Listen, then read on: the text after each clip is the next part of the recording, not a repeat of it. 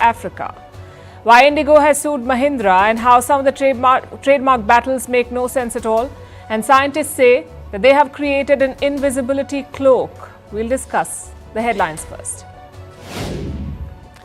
India's Foreign Secretary to reportedly visit Dhaka next week. If confirmed, it would be the first major engagement with Bangladesh's interim regime. The reports come amid escalating tensions between Dhaka and Delhi. From attacks on minorities to vandalism of diplomatic missions, the relationship has frayed since Sheikh Hasina's ouster in August. Ukraine detains 16-year-old girl on charges of treason. Kiev accuses her of providing information to Russia. The security service says she was caught while trying to photograph a defense facility. The minor is currently in Ukrainian custody. Taiwan's President Lai Ching-te arrives in the U.S. territory of Guam. It's the second stop on his week-long Pacific tour. Lai's first overseas trip is aimed at shoring up support for Taiwan. It has sparked fierce backlash from China. Russia's central bank chief hints at another rate hike, says could consider raising interest rates before the end of the year. Moscow is grappling with high inflation and falling currency. In October, Russia hiked its interest rates to 21%, the highest since 2003. Namibia elects its first female president. Netumbo Nandi-Ndaitwah wins 57% of the votes in a disputed election. Her win cements her party's 34-year-old hold on power. Namibia is the second African country after Tanzania to have a female leader.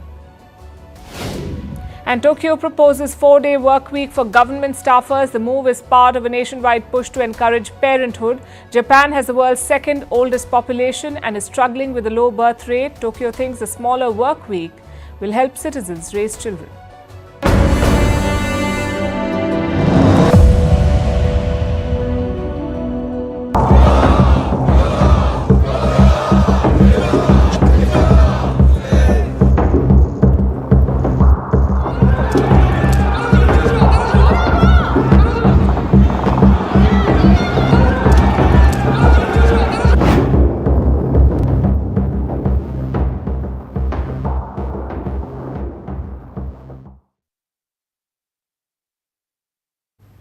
The land of K-drama has had a very dramatic day. I'm talking about South Korea. The president declared martial law. His name is Yoon Suk Yeol. He is the director of this drama, and it's ending in an anti-climax for him. He faces an impeachment vote. He will most certainly be ousted unless he resigns himself before that. And all of this has happened in less than 24 hours. It started on television. President Yoon made a sudden appearance. He delivered a surprise late-night address and declared martial law in the country. Take a look. 저는 북한 공산 세력의 위협으로부터 I declare martial law to protect the Free Republic of Korea from the threat of North Korean Communist forces. 파렴치한 종북 반국가 세력들을 일거에 척결하고 Yoon said his government was under threat. From whom? North Korean Communist forces. These are his exact words. North Korean Communist forces. This is the term that he used for the opposition parties in his country. Yoon said that they were trying to destabilize his government. The situation was grave and so martial law was needed, and I'm quoting again, to crush anti-state forces.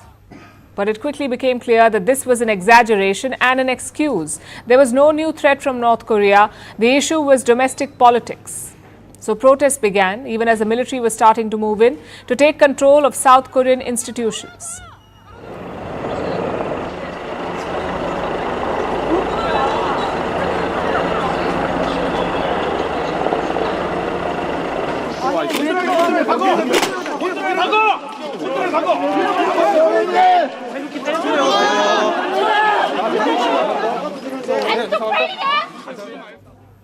Yes, the soldiers smashed windows and entered the parliament building. President Yoon's decree meant that the military was in charge. Political activities and protests were banned. The media came under government control and soldiers were deployed to the National Assembly. That's the parliament of South Korea. We saw helicopters landing on the building's roof and in the premises. But these soldiers faced a pushback. First from the parliament staff and then the South Korean citizens.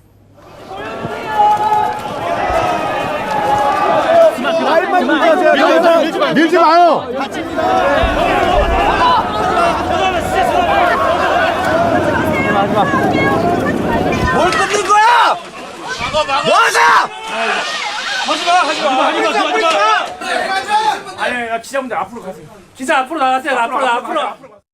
Thousands of people gathered in the parliament.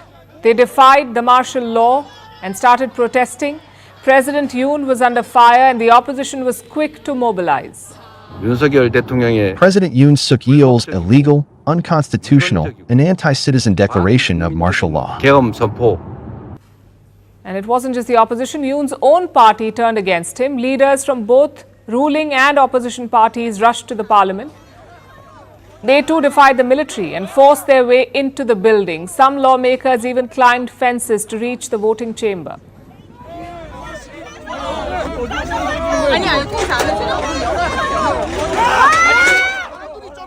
당신 뭐 하는 사람이야? 문 닫아.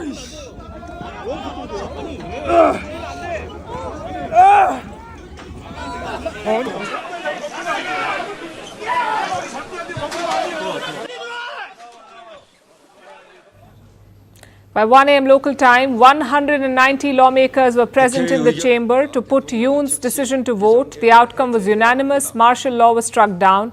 President Yoon's decision was declared null and void. In accordance with the National Assembly's decision, the president must immediately lift martial law.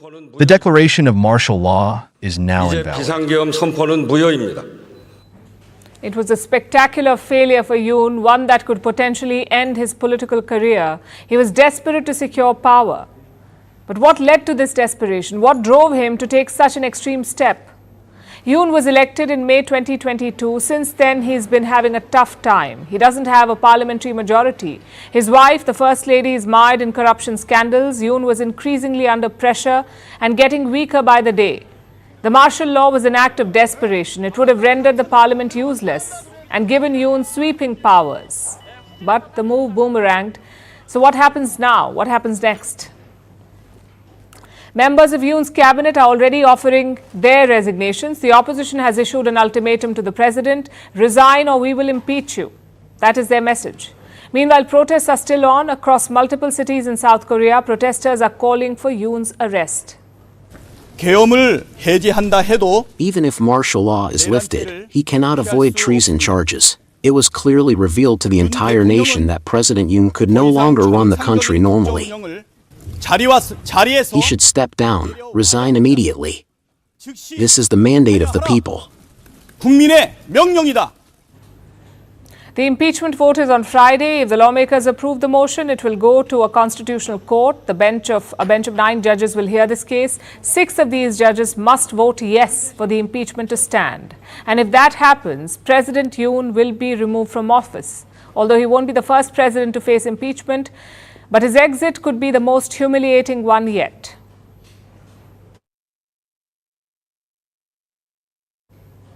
We've seen a lot of people asking the same questions. Why did this happen? And how in South Korea? Isn't it supposed to be a stable democracy? We'll try to answer both these questions tonight, and here's the first thing that you need to know. President Yoon is struggling politically. His approval ratings are low, he does not control the parliament, and he is mired in corruption scandals. Instead of riding it out, he chose the nuclear option, a risky and amateur move. Let me take you back to the year 2022. That's when Yoon Suk Yeol won the presidential election in South Korea. He came with an ambitious agenda. Just one problem though, his party did not control the parliament. The opposition Democratic Party held the majority in parliament, meaning President Yoon could not get work done. His policies and his proposals were shot down in parliament. Elections happened again in 2024, and once again the opposition got a majority. So Yoon was reduced to a lame duck president. The opposition would pass their own legislations and Yoon would veto them. He used the veto at least 11 times since taking office. Yesterday, he did allude to this problem. Yoon cited policy paralysis in government. Basically, he was frustrated about being powerless. That was the first factor. The second factor was the corruption scandals. Most of them involve his wife. She's accused of stock manipulation, accepting gifts in exchange for favors, and of election meddling. All of this has dropped Yoon's approval ratings to 25. It was almost 53% after his inauguration, now it's 25%. So to recap, Yoon was stuck and unpopular. A seasoned leader may have rode out the storm, or found a tactical solution. But President Yoon is a political novice. He was a prosecutor for most of his life. His first foray into politics was the 2022 presidential election, and clearly the inexperience showed. Which brings us to the second question we are addressing tonight. How did this happen in South Korea? Well, democracy is new in this country. Until the late 1980s, it was ruled by dictators and strongmen. They used to impose martial law regularly. There have been 16 instances since 1948. I know it seems unthinkable in modern-day South Korea, but look at their history. It is riddled with takeovers, assassinations and crackdowns. The first military coup was in 1961. Army officer Park Chung-hee led soldiers into Seoul. He declared martial law and banned political activities.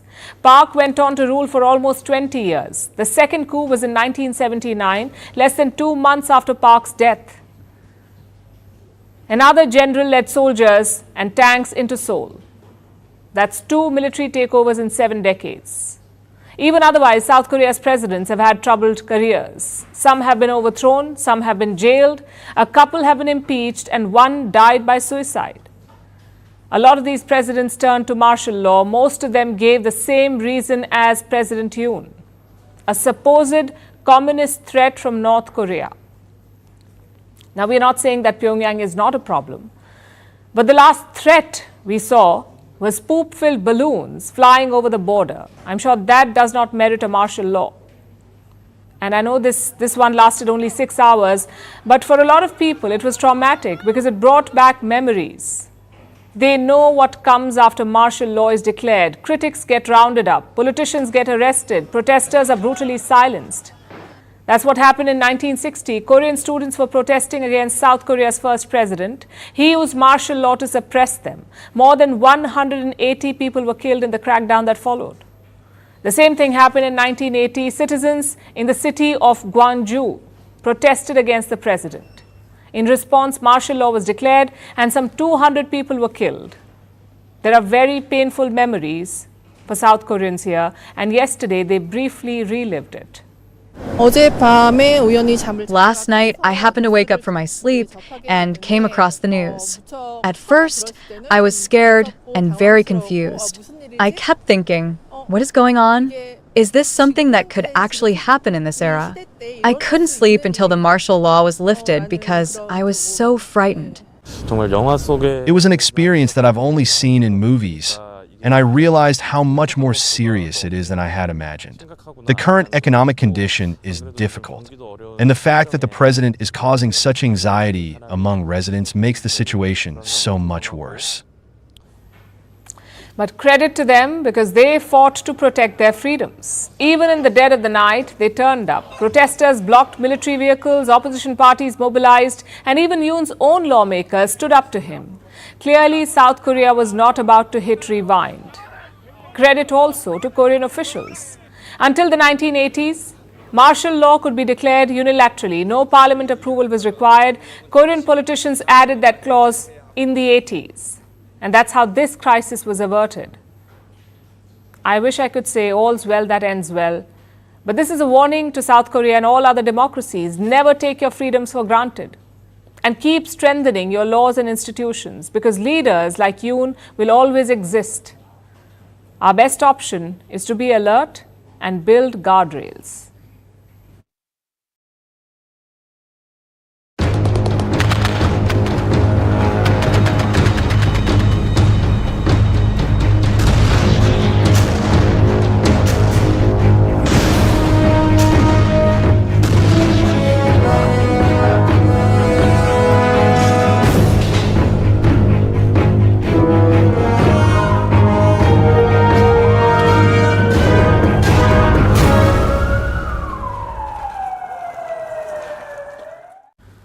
Now let's shift our focus to Syria. The conflict against the Assad regime has intensified. Today, the Syrian army launched a counter-attack. They're trying to push back the rebels who are challenging Bashar al-Assad. He is the president of Syria. His forces are going after rebel groups, and caught in the crossfire, as always, are civilians.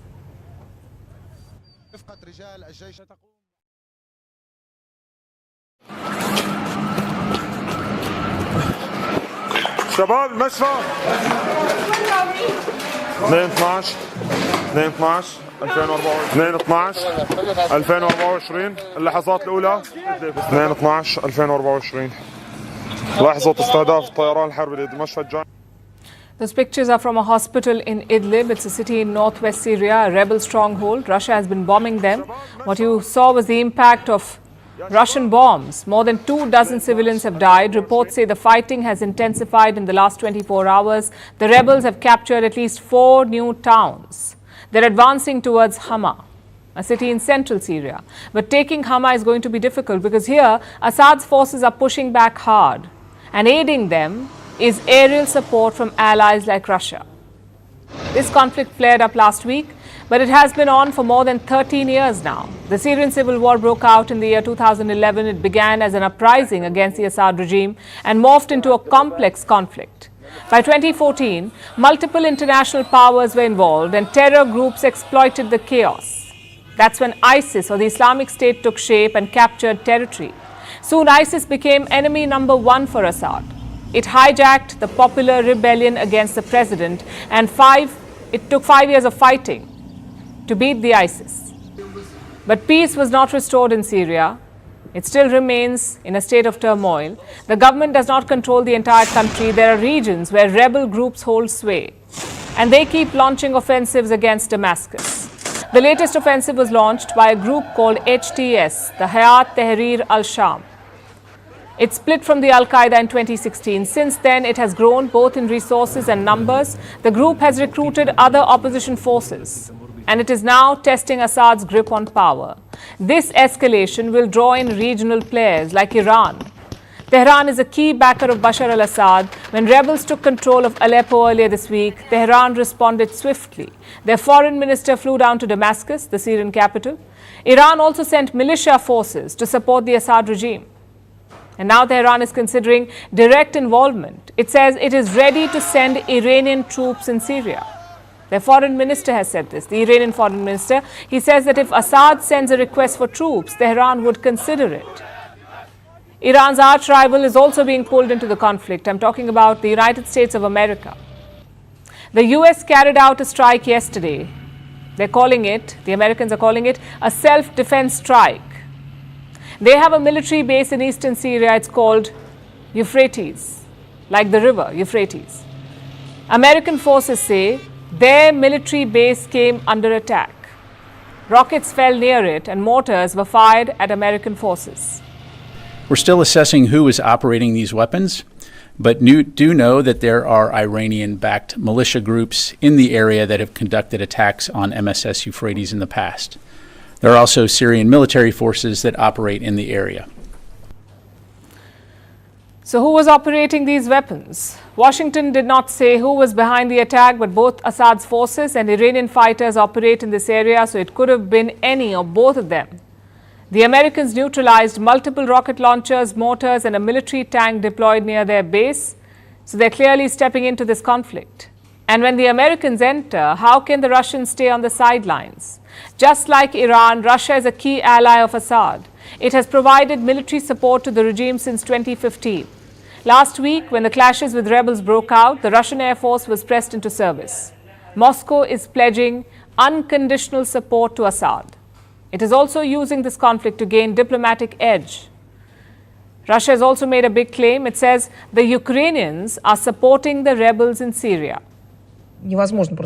Obviously, there was a so-called Ukrainian trace, given the incoming information about the interaction of the Kiev regime's special services with the militants of the terrorist organization Hayat Tahrir al-Sham, including the transfer of drones, experience in their use, and so on. This is not the first and, unfortunately, as we understand, not the last region where the Kiev terrorist regime will apply its criminal experience. Before this, there were African countries. Now we are talking about Syria. We cannot independently verify any of these claims, but what's undeniable is the rapid escalation of this war. West Asia has been going through a dangerous phase of never-ending conflicts. It started in Gaza, it spread to Lebanon, and now it has spilled into Syria, where rivals like the US, Russia, and Iran are already locked in a dangerous game. West Asia is teetering on the edge. If Syria becomes the epicenter, the consequences could ripple across the region, and the already fragile West Asia may not be able to withstand the fallout.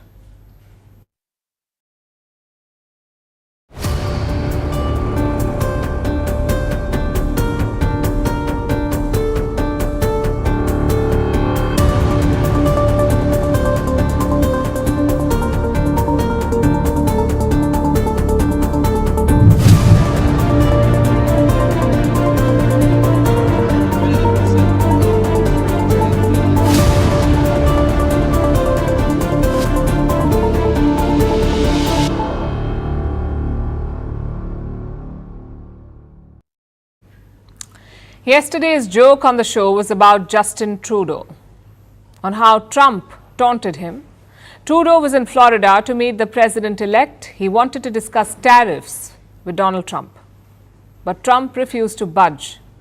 He delivered a joke/insult to the Canadian Prime Minister.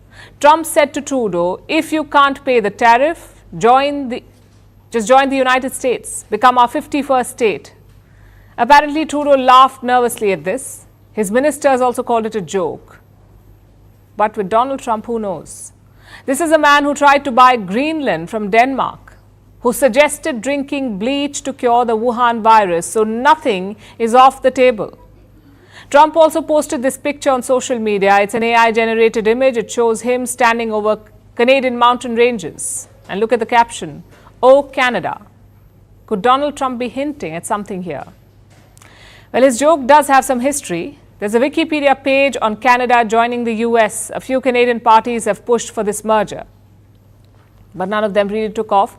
Today, there is no appetite for such a move. The mere suggestion is controversial, and you can see why. America is a very powerful neighbor to have. Their economy, their military, their culture, all of it looms large over Canada. And financially, they are dependent on the US. Nearly 75% of Canada's exports go to just one country, and that is the United States. Even politically, there's alignment on NATO, on West Asia, on Europe, on the Indo-Pacific. Their foreign policies often mirror each other. Add to that a massive border. It's almost 9,000 kilometers long. It's the longest international border in the world, the US and Canada.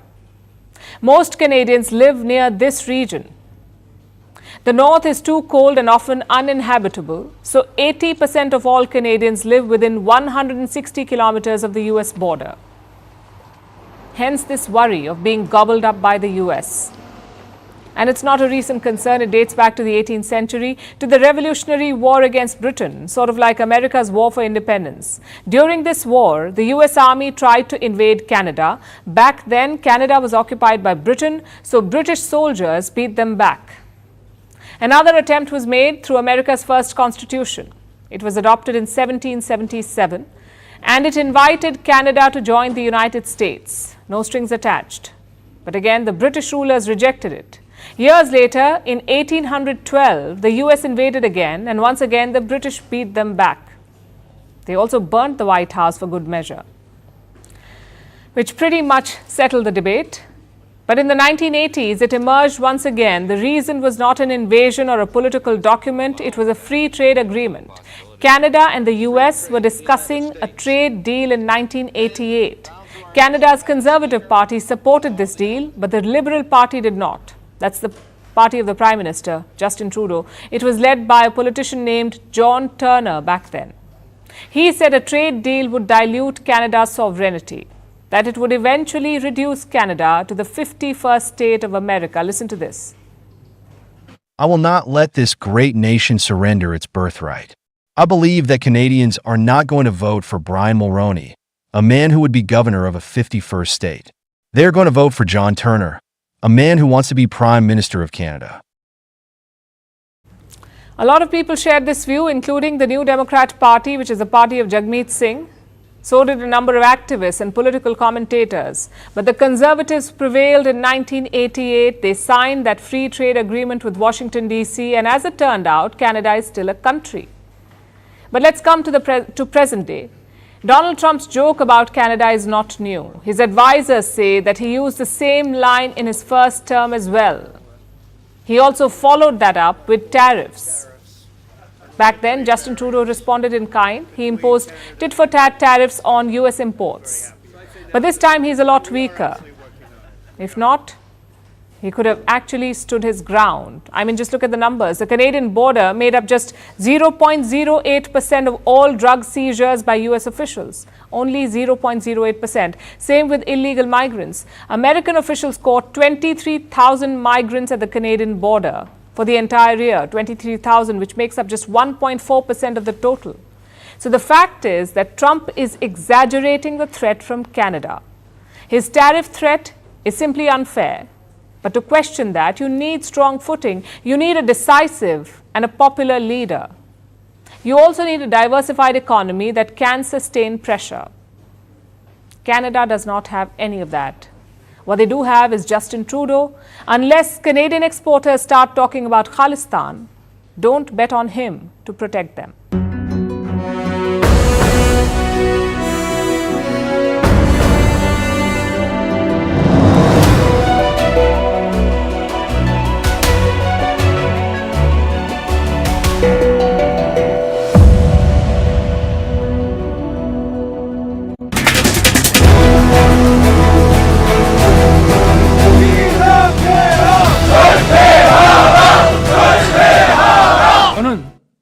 I declare martial law to protect the Free Republic of Korea from the threat of North Korean communist forces, to eradicate the despicable pro-North Korean anti-state forces that are plundering the freedom and happiness of our people, and to protect the free constitutional order. 비상계엄을 선포합니다. 저는 이 비상계엄을 통해 Through this martial law, I will rebuild and protect the Free Republic of Korea, which is falling into the abyss of national ruin. To this end, I will definitely eradicate the anti-state forces who are the main culprit of the country's ruination and conduct vicious activities. 반드시 척결하겠습니다.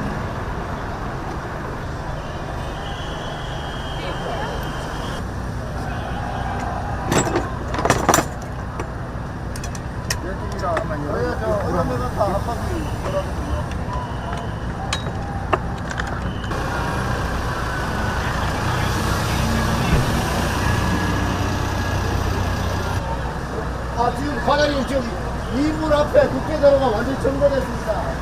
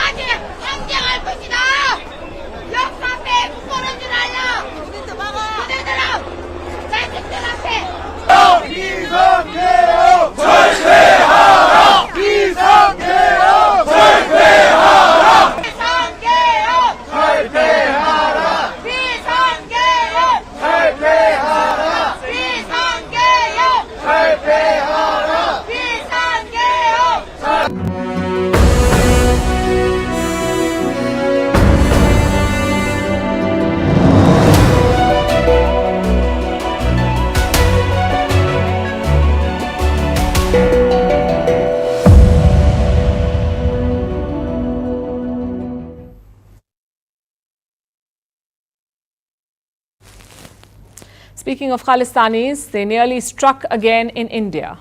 That too, at one of the holiest sites in the country, the Golden Temple in Amritsar. The target was Sukhbir Singh Badal. He is the leader of the Shiromani Akali Dal, which is a political party in the state of Punjab. He is also a former Deputy Chief Minister of the same state. We'll get to more details in a bit, but first, look at how the attack unfolded.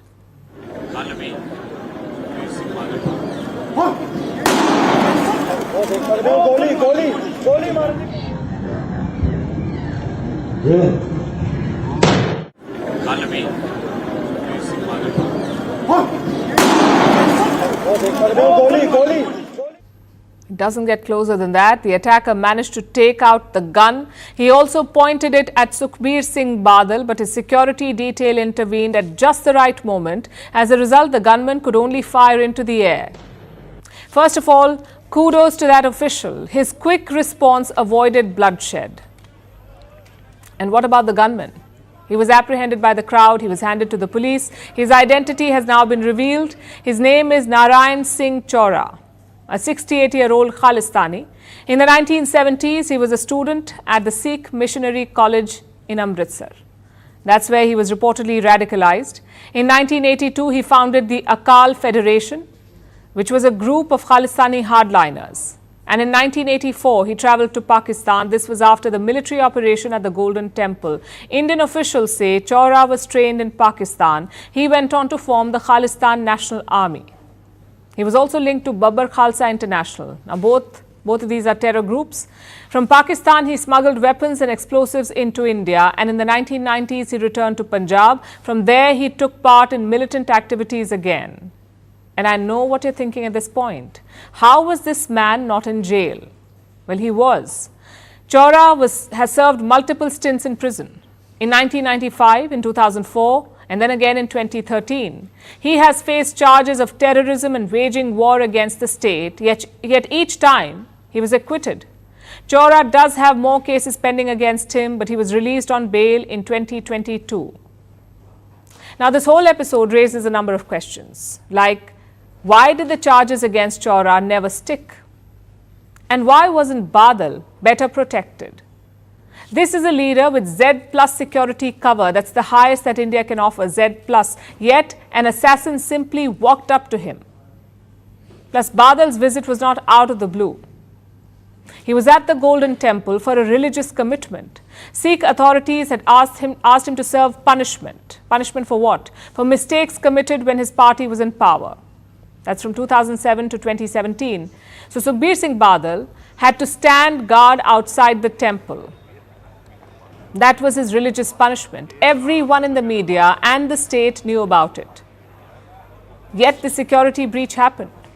So government officials do have some answers to give. Secondly, it's another reminder of the Khalistan threat. Granted, we don't know the gunman's motives, but he was a Khalistani, that too an allegedly reformed one. That's right. Of late, Chora was not involved in militant activities. He was more involved in political and social campaigns. Yet today he picked up the gun. It confirms what we've been saying for a while now. Do not ignore violent rhetoric. Do not underestimate these so-called activists. That's what we see in the West. Their governments do not act against Khalistani statements or threats. They will only act after a tragedy unfolds. As this incident shows, that's the wrong approach. The cops have promised to explore every single angle in this case. There is also some talk of a Pakistani hand, so we'll be tracking the updates closely for you. Can Donald Trump pardon himself? It's the new hot question in Washington. You see, this week, Joe Biden used his presidential powers to pardon his son, Hunter Biden. He had 2 criminal cases against him. They are gone now thanks to his father, the president. And this has raised a question. When Trump becomes president, can he pardon himself? He has 34 felony convictions. In fact, he is the first convicted felon to become the US president. Some of those cases are already being dropped, but others still loom. So can Donald Trump use his presidential pardon to make them go away? And will he be the first president to do so? Our next report tells you. The year was 1974. Richard Nixon was the United States president. I have made many speeches in my life. The Watergate scandal had overshadowed his presidency, and he had no option but to resign. So Nixon pondered upon an important question. Can he pardon himself? Can he absolve himself of all the crimes he was accused of? His own Justice Department gave him the answer. It was a resounding no. Nixon ended up resigning just 4 days later. He did eventually get the pardon, but it came from his successor, Gerald Ford. 50 years later, the same question is haunting Washington once again. Donald Trump is set to take office about 6 weeks from now. He's the first convicted felon to be elected president. Trump has 34 felony convictions. He's charged with fraud and election subversion. There were 2 federal criminal cases against him, and those are being wrapped up. That's because he now has presidential immunity. But there are still ongoing cases in states, namely in New York and Georgia. So the question is, can he pardon himself in these cases? Because we have a corrupt district attorney. Let's look at the presidential pardon first. The idea was derived from the pardon power of English kings. The US founding fathers pushed for this power to be included in the Constitution. There was some debate on whether the Congress should have it or if there should be exceptions. But finally, the US Constitution granted the president broad powers to issue a pardon. This in all cases except for impeachment. Any presidential pardon includes legal forgiveness and prevents any further punishment. George Washington issued the first pardons in 1795. Since then, US presidents from both parties have issued multiple pardons. It was mainly used for people close to them, like Joe Biden, who issued a presidential pardon for his son, Hunter. Hunter Biden was facing sentencing for 2 criminal cases, and this pardon grants him a reprieve for the future. So US presidents are no stranger to this power. But Trump's case is a little different. Can a US president pardon himself? Can Trump make the cases in New York and Georgia go away? Well, there's no such precedent, and no US president has ever pardoned himself. There is no mention of it in explicit terms. The US Constitution mentions the president as acting as a judge. So legal experts are unclear on how self-pardons would work or whether they would be permissible in the first place. But Trump's problems are a little bigger than that. The presidential pardon may be sweeping, but its powers are not limitless. A president can only issue pardons for federal crimes. He cannot pardon himself in state-level cases, like Trump's hush money case in New York. Both New York and Georgia seem unwilling to drop the cases. At best, they can be paused until he leaves office. During his previous term, Trump's lawyer Rudy Giuliani said he could probably pardon himself. But Trump has denied it. Before the elections, he said that it's very unlikely that he would pardon himself. As he takes office once again, the United States is entering uncharted territory. A president leading the nation while fighting legal wars on multiple fronts. Donald Trump may not be able to pardon himself, but he won't be the first president to think about it.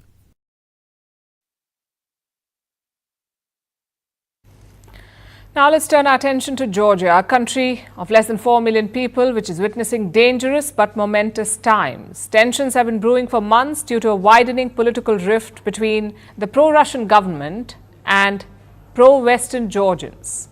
About 80% Georgians want their country to be part of the European Union. Last year, Georgia became a candidate for EU membership, but last week, their government suspended plans for the membership, and clashes broke out.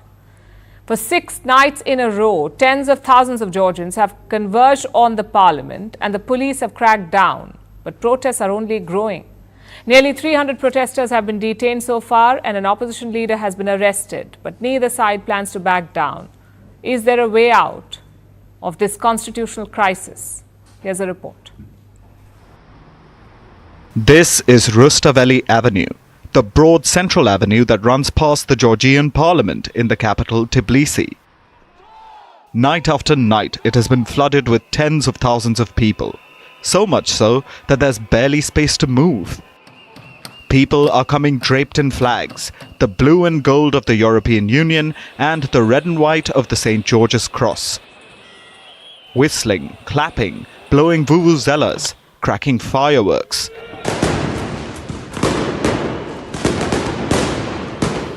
Just as riot police pushed back the protesters converged on the parliament using water cannons and tear gas. and, according to Georgia's public rights defender, even brutality. So far, nearly 300 protesters have been detained, and 26, including 3 police officers, have been hospitalized with injuries. But the protesters refuse to back down. We won't be tired. No matter that they are beating us down, no matter that they are chasing us down in the undergrounds and even in the block of the buildings, to tell the truth, but we won't be tired unless we get whatever we want, and that's the part to be part of the EU. Demonstrations have continued for 6 nights in a row as the result of a widening political rift between the country's pro-Russian government and those who want closer ties with the West. The governing Georgian Dream Party retained control of parliament in the disputed October 26th election. The opposition and the pro-Western president accused the party of rigging the vote with neighboring Russia's help. Last week, on Thursday, the European Parliament made an announcement. They adopted a non-binding resolution rejecting Georgia's parliamentary elections. They called for fresh elections and sanctions on Georgian leaders. Hours later, the Georgian Dream Party made an announcement. They suspended negotiations on joining the European Union, saying that EU membership talks would be on hold until 2028, and accusing the EU of blackmail. The goal of joining the EU was enshrined in Georgia's constitution in the year 2017. Georgia applied to be a part of the EU in 2022. They became a candidate for EU membership in 2023. According to polls, about 80% of all Georgians want their country to become an EU member. So, on the same day, people took to the streets to protest the delay, venting their outrage. On Sunday, Prime Minister Irakli Kobakidze said that parliamentary elections would not be re-held. This further intensified the protests, but Kobakidze remains undeterred. He has doubled down on his stance for no negotiations with the EU and clamped down on protests. So the attempt to organize the Maidan in Georgia is already over. I would call everybody to keep quiet, let's say, and to keep peace in this country. Meanwhile, protesters are standing their ground as well, spurred on by the figurehead president. The clear message is again non-recognition of the elections and support to the new elections, because that is the political way out of this crisis. I think it's a duty of all citizens to stand here. I think the only solution of this political crisis is a fair election. So, what's next for Georgia? Will the government back down, or will the protests fizzle out under pressure? The only way out of this constitutional crisis, it seems, is if one side blinks first.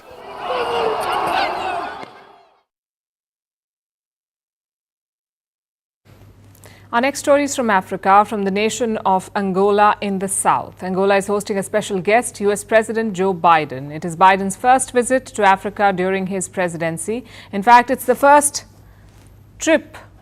African trip by a US president since 2015. That's when Barack Obama went to Kenya and Ethiopia. And this is the first ever that an American president is visiting Angola. So a lot of firsts here. Biden got to Angola on Monday and he's been getting the red carpet treatment. It's a state visit with full honors.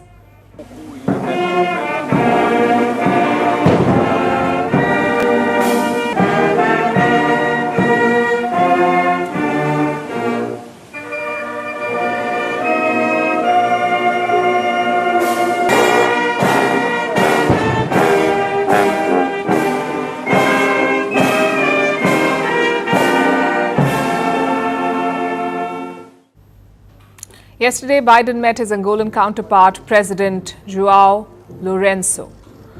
There was a lot of focus on this particular moment when the Angolan president grabbed Biden's arm and helped him up onto a raised platform. There was a usual backlash to this. But is it really surprising anymore? He's about to retire in 50-odd days, so is this really a big deal? Instead, let's focus on the trip for the moment. Why Angola? And why now, so close to the end of Biden's tenure? Well, part of it is a last-ditch attempt to impress Africa. You've heard me say it before, Mr. President. The United States is all in on Africa. All in on Africa. Biden had been promising to go to Africa for years, but something always came up. Now that he's on his way out of the White House, it seems he's finally found time. He's in Angola to do a bit of last-minute African appeasement. And today, I'm announcing over $1 billion in new humanitarian support for Africans displaced from homes by historic droughts and food insecurity. Maybe he thinks giving money will make up for failing to visit sooner, that he may be able to buy Africa's way into books. Let's see if that works. But that's just one reason for the visit. The main focus of Biden's trip is a U.S.-financed rail project. It's called the Libido Corridor. We're building railroad lines from Angola to the port of Libido in Zambia and the DRC, and ultimately all the way to the Atlantic, from the Atlantic Ocean to the Indian Ocean. We'll be the first transcontinental railroad in Africa and the biggest American rail investment outside of America. Lobito is a port in Angola on the Atlantic coast. It could become a gateway for exports to the Americas. That's the plan anyway. And what do they plan to export from here? Mineral wealth from Central Africa. Beyond Angola, you have Zambia and the DRC, the Democratic Republic of Congo. Both nations have resources like copper and cobalt. Copper has multiple uses. Cobalt is essential for electric vehicle batteries. The US wants both these minerals and anything else that they can get from Central Africa. Currently, it's difficult to transport these minerals. It takes days to bring them from Central Africa to a port. But that's where the Lobito Corridor comes in. The US-financed railways will speed up the transport of minerals and make exporting them more efficient. The corridor will give the US a direct pipeline to Africa's mineral wealth. Biden has been championing this project for years. His administration has pumped in $4 billion already, and he's not done yet. He now wants to accelerate the next phase of the corridor. It's a railway line connecting Zambia to Lobito. Biden wants to facilitate this next phase, so he co-hosted a summit today with Angola's President Lourenço. They invited the leaders of Zambia, the DRC and Tanzania. They're really making a hard sell here. But why does Joe Biden want this corridor so bad? To counter Chinese influence in Africa. Beijing has been investing in such projects for years. It has invested in African mining operations. It has spent billions in Tanzanian ports and railways. All of this is part of China's Belt and Road Initiative. The US is lagging far behind. But it still wants to try and compete because it has an ace up its sleeve. Yesterday, Biden said, and I'm quoting, "We've also pushed to ensure that developing nations do not have to choose between paying down unsustainable debt and being able to invest in their own people." Unsustainable debt. You know, he's talking about China and Beijing's debt trap diplomacy. Everything China has done in Africa comes at a price. The debt has led to ballooning payments and sometimes outright defaults.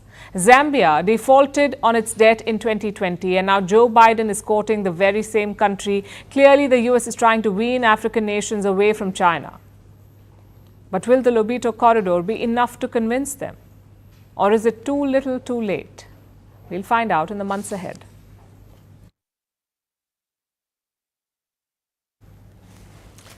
In the world of business, a name is more than just a name. It's an identity, a promise, and more importantly, a trademark.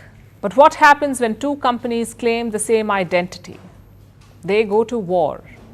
Take Indigo, for example.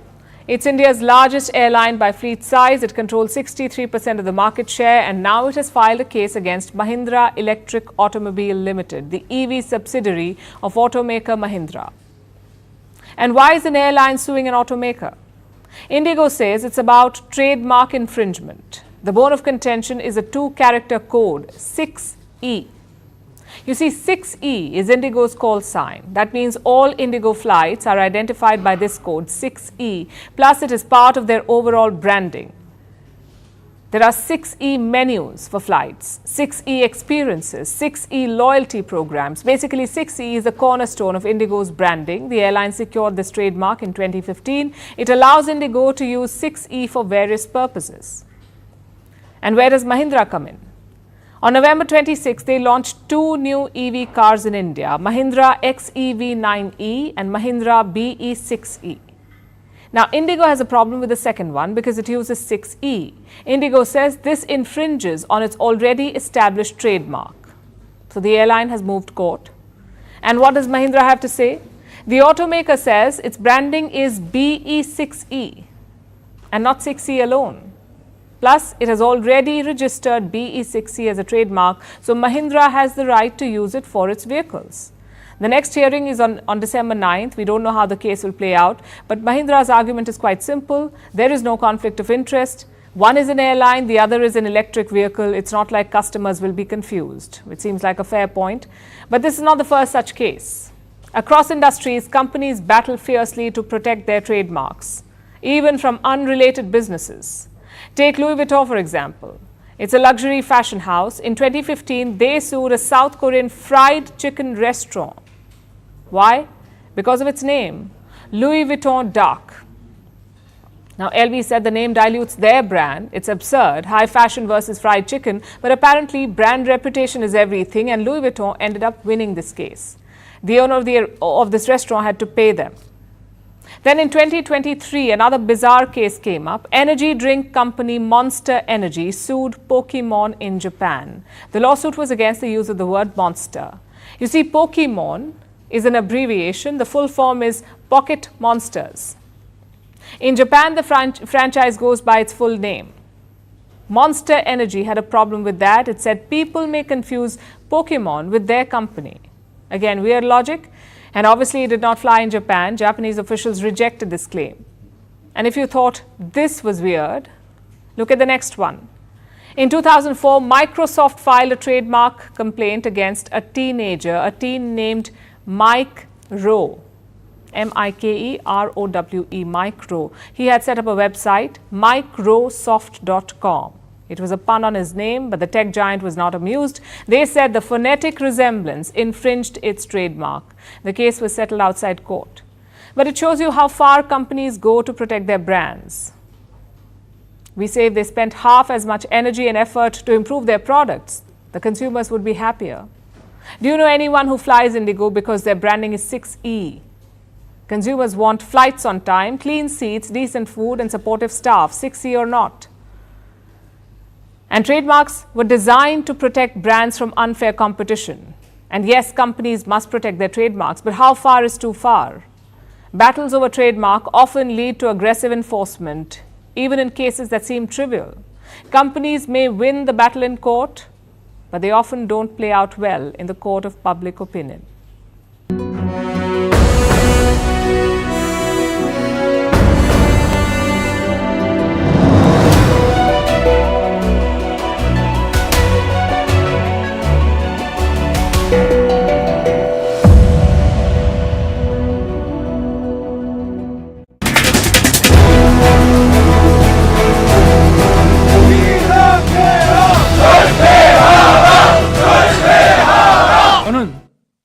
I declare martial law to protect the Free Republic of Korea from the threat of North Korean communist forces, to eradicate the despicable pro-North Korean anti-state forces that are plundering the freedom and happiness of our people, and to protect the free constitutional order.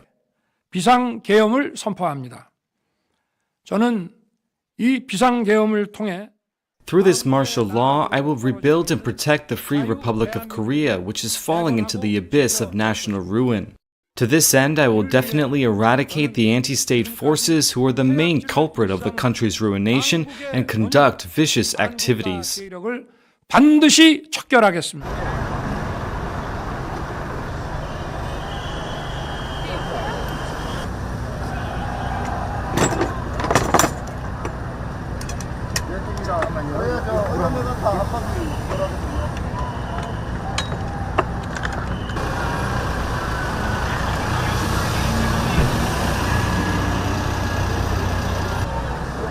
지금 과장님 지금 이문 앞에 국회도로가 완전히 점거됐습니다.